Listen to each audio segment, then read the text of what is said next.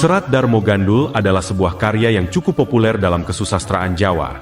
Bahkan, sering dijadikan sebagai bahan studi sejarah, terutama terkait dengan keruntuhan Majapahit. Menariknya, karya sastra ini menuai banyak kontroversi, baik dari sisi tidak jelas pengarangnya, maupun muatan isinya, yang setelah dicermati, maka akan kental dengan muatan anti-Islam, dan justru lebih cenderung berpihak kepada ajaran agama Kristen. Misalkan saja, dalam naskah ini, digambarkan bahwa Majapahit runtuh karena serangan dari Kesultanan Demak. Raden Patah, Sultan Demak yang berkuasa saat itu, diceritakan sebagai anak yang durhaka karena memberontak kepada ayahnya yang bernama Prabu Brawijaya. Lebih parah lagi adalah, Wali Songo juga digambarkan sebagai manusia jahat yang tidak tahu balas budi, hingga dijuluki sebagai walikan, atau kebalikan. Kitab ini, yang penulisnya tidak diketahui, dan isinya yang penuh dengan ejekan terhadap Islam, sering dijadikan sebagai referensi dalam penulisan sejarah di Indonesia.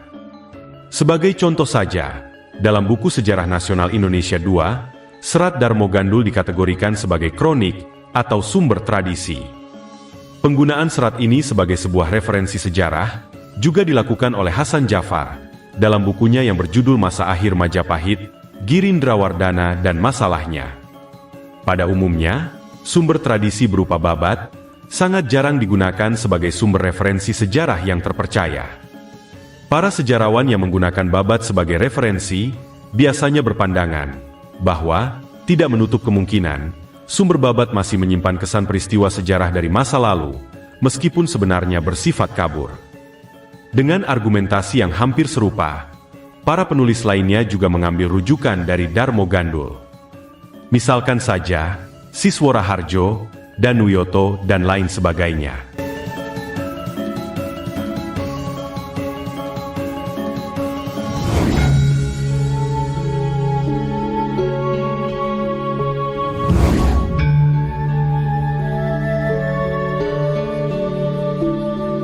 Proyek Orientalis.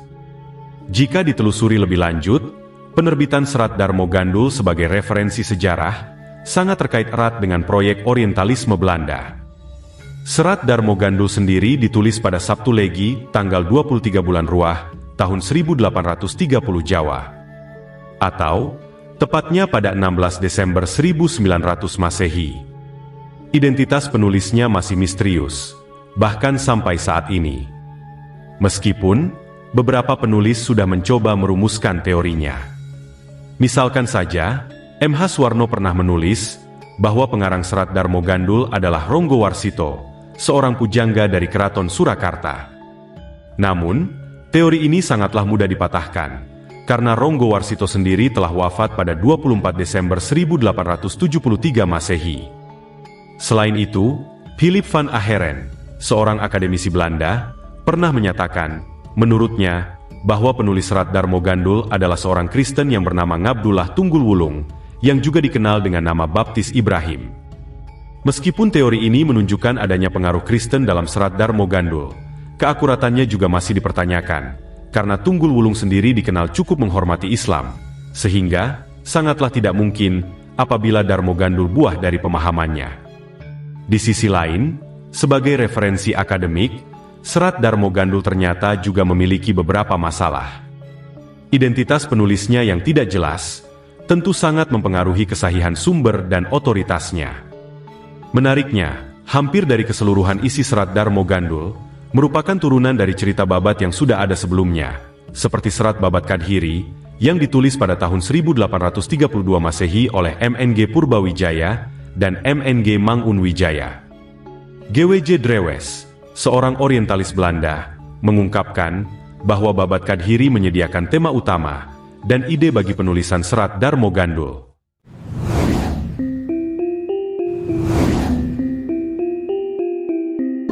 Hampir seluruh cerita dalam Babat Kadhiri dapat ditemukan dalam Serat Darmo Gandul, termasuk tokoh-tokohnya, seperti Buto Locaya, Kiai Combre, Sabdo Palon, Raden Patah, dan Sunan Benang. Sedangkan tokoh Ki Darmo Gandul sendiri diduga diinspirasi oleh Ki Darmo Kondo dari Serat Babat Kadhiri. Namun, cerita-cerita Kristen yang terdapat dalam Serat Darmo Gandul tidak ditemukan dalam Babat Kadhiri. Dari sisi ini, Drewes telah mengungkapkan bahwa pengarang Darmo Gandul telah memoles karyanya agar tidak sama persis dengan kitab induknya. Dengan demikian, pemikiran Kristen dan misi penginjilan dalam Darmo Gandul adalah murni pemikiran pengarangnya yang telah terpengaruh ajaran Kristen. Selanjutnya, dari sisi metodologi penulisan, Serat Darmo Gandul sebagai karya derivatif dari Babat Kadhiri tidak dapat digunakan sebagai sumber sejarah. Babat Kadhiri sendiri tidak murni sebagai sumber tradisi yang didasarkan pada tradisi lisan. Mangun Wijaya, salah satu pengarang babat ini, telah mengakuinya sendiri bahwa karyanya merupakan cerita pedalangan yang bersifat fiktif. Lebih mengagetkan lagi adalah, Babat Kadhiri ternyata dibuat berdasarkan perintah dari pejabat Belanda, dan sumber rujukan utamanya diambil dari hasil ritual pemanggilan makhluk halus. Proses penulisan yang demikian itulah yang membuat karya ini sulit diterima sebagai referensi sejarah yang sahih. Mengingat bahwa Serat Darmo Gandul sendiri banyak mengadopsi substansi dari Babat Kadhiri, maka tentu keakuratan dan otoritasnya juga patut dipertanyakan.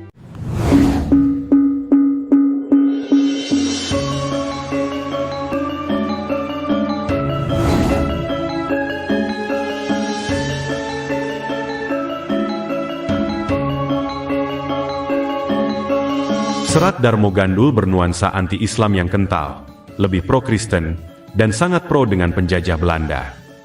Sikap anti-Islam terlihat jelas dengan ajakan untuk meninggalkan kitab Arab, atau Al-Quran, dan menggantinya dengan kitab Nabi Isa atau Injil. Sedangkan sikap pro-Kristen terungkap sangat jelas, yaitu melalui cerita Daud Absalom, Daud Uria, dan pohon pengetahuan, yang bersumber dari Perjanjian Lama. Sedangkan dukungannya terhadap penjajah juga ditunjukkan secara gamblang dengan adanya nada pujian, bahwa Belanda yang beragama Kristen adalah penyembah Tuhan yang benar. Mengingat bahwa Babat Kadhiri merupakan produk dari proyek penjajah, kemungkinan besar, Serat Darmo Gandul adalah kelanjutan strategi Belanda untuk menjinakkan perlawanan umat Islam. Sebagaimana kita ketahui, pada awal 1900-an, politik Belanda banyak diarahkan untuk mengantisipasi kekuatan Islam yang dianggap berbahaya. Kebijakan ini dilakukan melalui kristenisasi dan pemunculan kaum adat. Kebijakan politik Belanda pasca 1850-an bukan hanya bermotif ekonomi, tetapi juga merupakan manifestasi idealisme politik dan agama. Kesimpulannya adalah, Serat Darmo Gandul lahir dan sejalan dengan kepentingan kolonialis.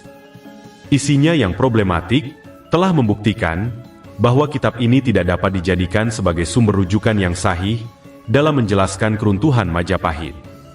Artinya, hal ini telah menunjukkan kepada kita bahwa kolonialisme dan orientalisme sendiri adalah dua sisi dari mata uang yang sama.